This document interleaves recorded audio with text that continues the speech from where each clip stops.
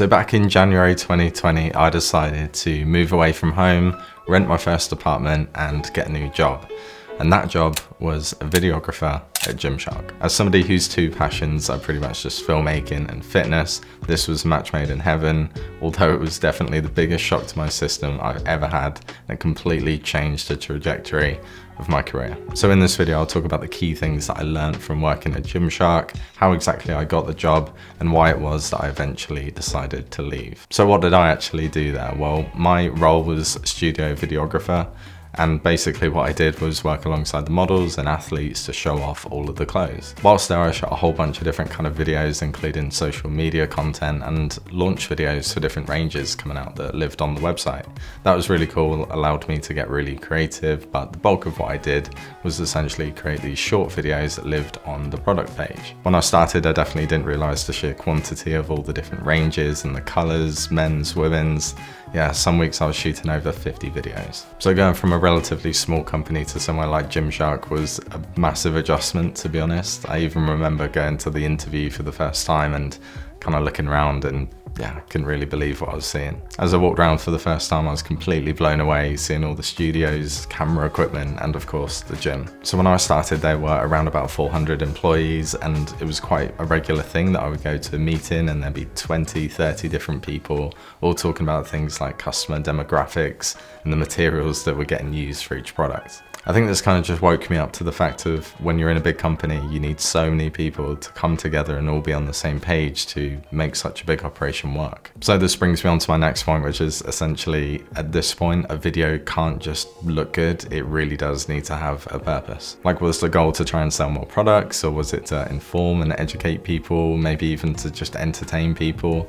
Like, there was just so many things that I now needed to consider before I even picked up a camera. So for example, if I'm going to shoot a short video showing off some new leggings, I now need to think about the material and how that affects sweating, the secret pocket where you can put your phone, or the fact that they're squat proof. So all these things are important, of course, but I think the big takeaway for me was that when you plan properly and that video has a purpose as opposed to just looking good, it's going to go down so much better, and that was a really big moment for me. So before Gymshark, a lot of my work was focused around products, and the great thing about that is you get a lot of time to perfect the shot that you're going for. You can try out different things and there isn't as much pressure compared to working with people. The thing about my role at Gymshark was that it's not just a product that I'm trying to show off, but there's a person involved as well. So prior to this, I'd never worked with models before, and I'd definitely not worked with models who do it for a living. Suddenly the focus wasn't just on how the product looks, but also how the model looks too. Fortunately, I worked with models who made my life really easy. They'd done it a million times before, but it was really important just to learn how to direct them, communicate with them,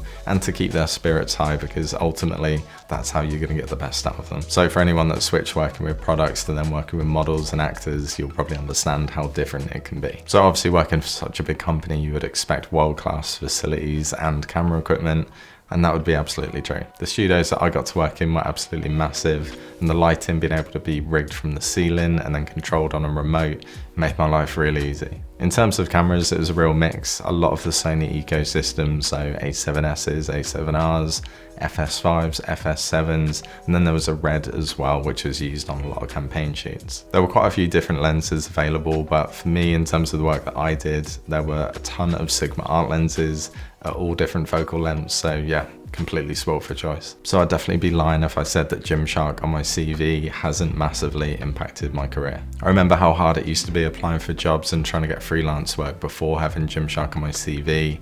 Nobody had really heard of the companies that I'd worked for, so you're hoping that they just judge you on your work, but it's not always the case. I really did see a massive difference in terms of how I was treated when applying for work in the clothing and the sports industries in particular.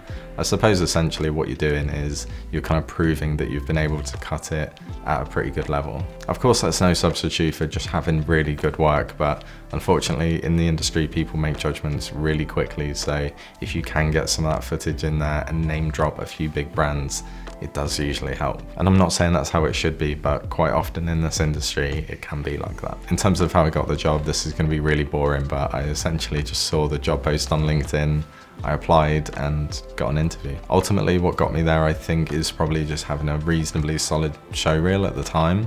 But then as soon as there was an interview phase, I was super polite, really enthusiastic, and kind of showed my knowledge of the brand. And I think that goes quite a long way. So if it was so great, then why did I decide to leave? Well, it's really a combination of a few different things. So one of the biggest factors was definitely the fact that obviously in 2020 and 2021, the world was essentially flipped upside down. I remember initially going to my interview and the place was absolutely buzzing. There was such a good vibe around the place. But when I think of my time there, unfortunately, it was a really quiet office environment. Lots of masks and lots of hand sanitizer. What I will say though is that they were absolutely brilliant in this time. They were always checking in on us, making sure we're okay, sending us little gifts in the post and things like that. And yeah, they were brilliant through all of that. After that time, I just kind of felt ready to get back to seeing family and friends again, and mixed with a kind of general feeling of wanting a new adventure. All that together kind of made me realize it was time to move on. It was really hard to leave such a big company, and at times it just kind of felt a bit silly to do so, but I think you know yourself when you're in need of a new challenge. And what I will say is I really do miss the gym. It was absolutely insane in there, so much equipment. The fact it was staff only pretty much, it was always available, and yeah, what a place. So that's my story of working at Gymshark. I met some incredible people who I'm still friends with today. Really opened up my eyes into new ways of filmmaking, but also the business side of things too.